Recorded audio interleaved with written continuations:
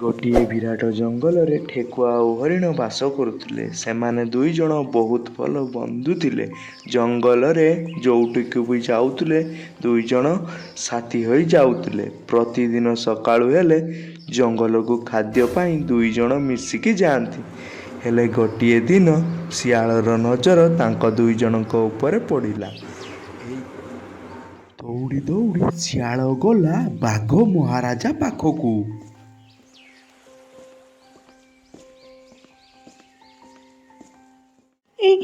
ମହାରାଜ, ଆମ ଜଙ୍ଗଲରେ ଦୁଇଟା ଠେକୁଆ ଆଉ ହରିଣ ଛୁଆ ରହୁଛନ୍ତି। ମତେ କାହିଁ ତୋ କଥା ବିଶ୍ୱାସ ହଉନାହିଁ। ଶିଆଳ କଥା ଶୁଣି ବାଘ ମାମୁଁ ଗଲା ଦେଖିବା ପାଇଁ।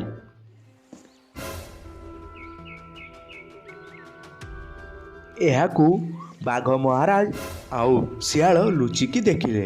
ଏବେ ଚିନ୍ତା କଲେ ଯେ ଆମେ କେମିତି ଏଇ ଦୁଇ ଜଣଙ୍କୁ ଖାଇବା। ବହୁତ ଦିନ ପରେ ହରିଣ ମାଂସ ଖାଇବି ଭାବିଥିଲି, ଆଜି ଖାଇବାକୁ ମିଳିବ।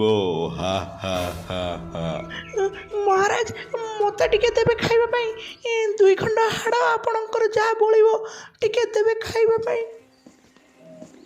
ଏହା କହି ବାଘ ଆଉ ବିଲୁଆ ସେଠାରୁ ଚାଲିଗଲେ।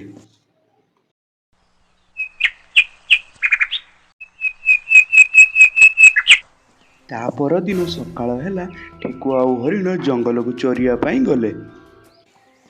ବାଘ ମଧ୍ୟ ତାଙ୍କ ଦୁଇ ଜଣଙ୍କୁ ଖାଇବା ପାଇଁ ଜଙ୍ଗଲକୁ ଆସିଲା।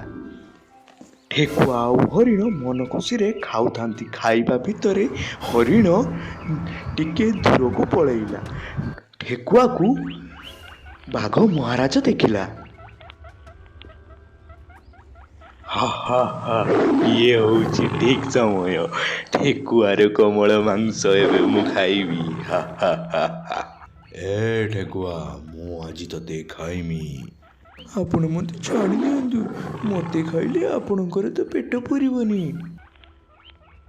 ହଁ, ତତେ ଖାଇବି, ତାପରେ ତୋ ସାଙ୍ଗ ହରିଣକୁ ବି ଖାଇବି।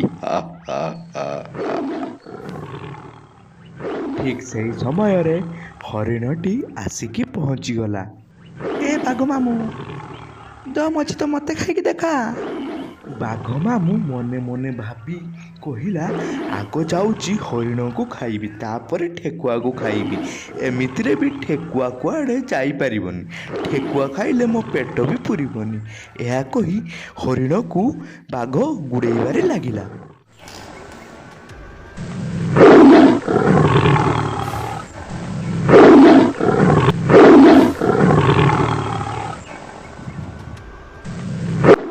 ହେଲେ ହରିଣ ତ ବହୁତ ଚାଲାକ, କୋଉଠି ଲୁଚିଗଲା। ବାଘ ତାକୁ ଆଉ ପାଇଲା ନାହିଁ। ବାଘ କହିଲା, ହଉ, ହରିଣ ତ ଗଲା, ମୁଁ ଯାଉଛି ଠେକୁଆକୁ ଖାଇବି। ଏହା କହି ବାଘ ମାମୁଁ ଆସିଲା ଠେକୁଆକୁ ଖାଇବା ପାଇଁ।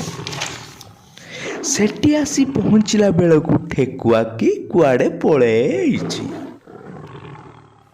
ଆରେ, ଏ ଠେକୁଆ ଏଠି ଥିଲା, ଗଲା କୁଆଡ଼େ? ଆରେ, ମୁଁ ତ ପୁରା ବର୍ବାଦ ହେଇଗଲି ଭୋକ ଉପାସରେ। କାହିଁକି ଏତେ ଲୋଭ କରୁଥିଲି? ମୁଁ ତ ସେଇ ଠେକୁଆକୁ ଖାଇକି ମୋର ଶାନ୍ତି କରିଥାନ୍ତି ଆତ୍ମା। ହେଲେ ଏଇ ହରିଣ ଲୋଭରେ ମୁଁ ଠେକୁଆ ଖାଇପାରିଲି ନା ହରିଣ। ବିଚରା ବାଘ ଭୋକ ଉପାସରେ ଗୁମ୍ଫା ଭିତରକୁ ପଳେଇଲା। ଏଥିରୁ ଜଣାପଡ଼ିଲା ଅତି ଲୋଭ ଭଲ ନୁହେଁ। ସାଙ୍ଗମାନେ, ଆମର ଷ୍ଟୋରି ଆପଣମାନଙ୍କୁ କେମିତି ଲାଗିଲା ନିଶ୍ଚୟ କମେଣ୍ଟ ବକ୍ସରେ ଜଣାଇବେ। ଆଉ ଆମ ଚ୍ୟାନେଲକୁ ଲାଇକ୍, ସେୟାର, ସବସ୍କ୍ରାଇବ୍ କରିଦେବେ। ଟାଟା।